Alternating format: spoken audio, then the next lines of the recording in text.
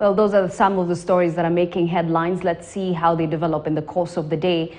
Let's now cross over to Asha Fox and talk about what's trending online. Asha, good morning. Now, the first topic is, of course, Raila Odinga and mass action. He did mention that the grand demos have begun, but will be climaxing on March 20th.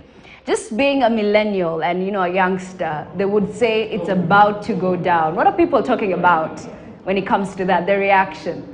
I don't know about going down, but yes. So far it's going down on social media, and there's a big split on, the different camps, those that support Ruto, those that support Raila, and we have 6 trends given to this particular, topic. One of them is Raila Odinga. We have mass action, we have Maandamano, we have Ruto must go, Raila must go, as well as State House. And of course, Kithure Kindiki has come out to tell Raila, I dare you to, disrupt government services and all this. So we're waiting to see what happens. Of course, there'll be the climax event, or at least the main thing that will be happening on around March 20th. And guys on social media have also come out to, just talk about, how power is not a game of, power is a game of chess, basically. And usually it's the pawns that get hurt in this situation. So there's some who are, asking Raila to hold off, just stop this, let's move on. Others, of course, are talking about there's more to be focused on, like the whole high cost of living. Those are things that are always, being talked about. And yeah, it's about to go down, basically. And of course, there's also talk about how he was dressed yesterday. Guy said it resembled, full combat gear. He was wearing brown khaki when he made the address, and resembled sort of a brigadier's sort of outfit. So there's a lot of talk about that on social media, and I think it will be going on for the next several days as this happens. So yeah, I don't know. I'm waiting for Bado Mapambano to start trending. I know that will also have to show up there at some point. But the good thing about Kenya is we always take, even the most unlikeliest of moments to be so light. And I think that's the beauty of us. But then if you talk about the cost of living and everything that's happening in the country, what exactly are guys saying? Because you talked about, as much as people are talking about, the demos and the government, there are other issues that people are more focused on and that we should be focused on as a country. What are people saying when it comes to that? Yeah, so, the fuel prices, fuel shortage, those are things that guys have been talking about and highlighting on social media. Guys have talked about high cost of living. We have school fees. Those are things that are constantly trending, that guys are always talking about. And as the students, school-going children, are about to go on to midterm soon, and this again is about to be another conversation that's about to be had about school fees, about again, always goes back, like you said, Kenyans have a fun way of going about things, and I think sadly for us, maybe that makes us not get taken too seriously by other people, looking on, but it's good that Kenyans find a way to laugh about everything on social media. So we'd be talking about high cost of living and the price of unga, and then you'll see memes of people, like remember at the time when guys were complaining about the cost of cooking oil, and you'll see that, people gifting each other, or rather memes of people, akikupea mafuta ya kupika, that's better than anything. The best way to show you love, basically. So there's a lot of I think we really need to listen to what people say on social media and look beyond the memes to find out what's really ailing Kenyans, especially how they express themselves on social media. Yeah, all in all, we just hope that they're going to be peaceful demos. But moving on, something else that's trending, that is the death of Grace Onyango. Of course, Kenya has mourned Grace Onyango. She was Kenya's first female member of parliament. She paved way for you and I. And the women out there, in leadership especially, how is she being remembered?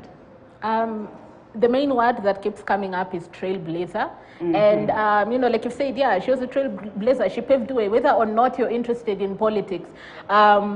Being the first woman MP, being the first woman mayor in Kenya, that's not an easy feat. It's not an easy thing for anyone to just go about, and it's something that needs to be celebrated. Of course, sadly, she died on International Women's Day in the evening at the age of 98, and guys have just come out to remember her and honor her for, you know, her achievements and all that she's done for women. And I think it's very symbolic and significant that she died on such a special day for women, when women were being honored. And that happened in the evening on Wednesday, and guys have gone on to talk about her. Some of the descriptions that are there about her is that she was a woman of great courage. Ruto said she was a woman of unflinching courage, a deep patriot, and showed deep patriotism.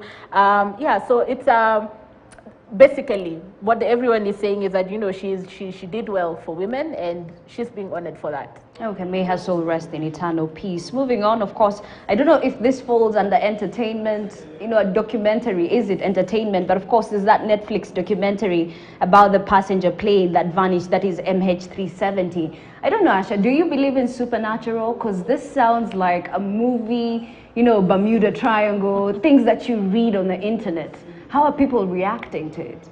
Conspiracy theory.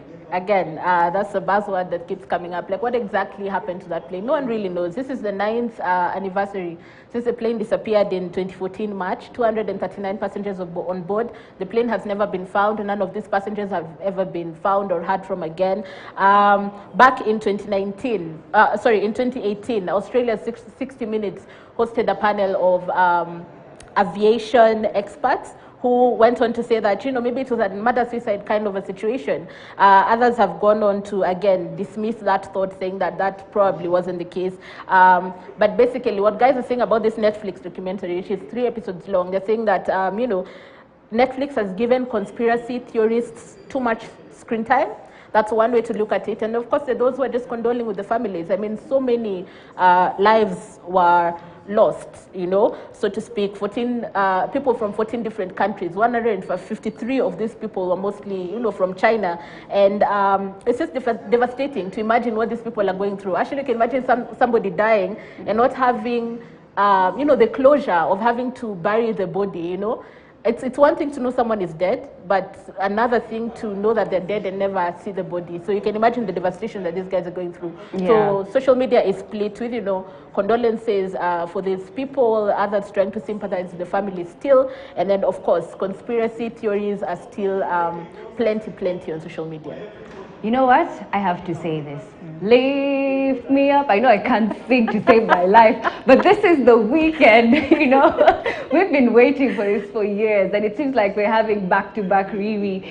I know I'm excited about it. Are you looking forward to the Oscars, the performance of, you know, Lift Me Up, Black Panther? It's like memories coming all over again. Riri is your thing, Ashley. Riri is your thing. Guilty. I would say it's not really my cup of tea. I think I'm the kind of person who would, you know, sleep through this, and then tomorrow morning I'll wake up and find out what exactly happened. But I know the guys who will stay up. I mean, the Oscars is happening on the 12th of March. That's Sunday night in the US.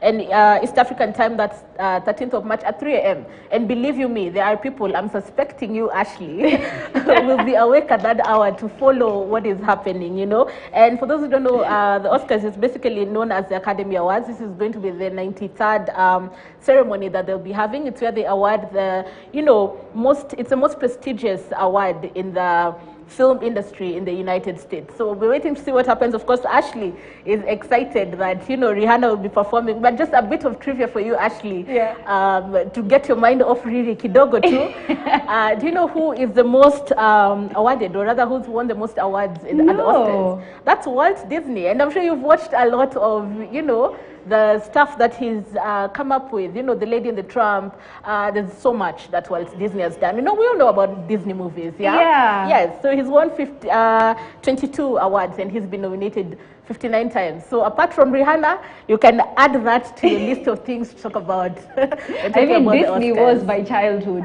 It was majority of our childhood. You know, majority of us did watch Disney movies as growing up, even up to date. And let's see what happens this weekend. Thank you so much, Asha Fox, for that. It was always fun having, you know, you on What's Trending. And that's all we had for you here on News Diary. Thank you so much for joining us. I'm Ashley Mazuri. I'll see you at 10 a.m.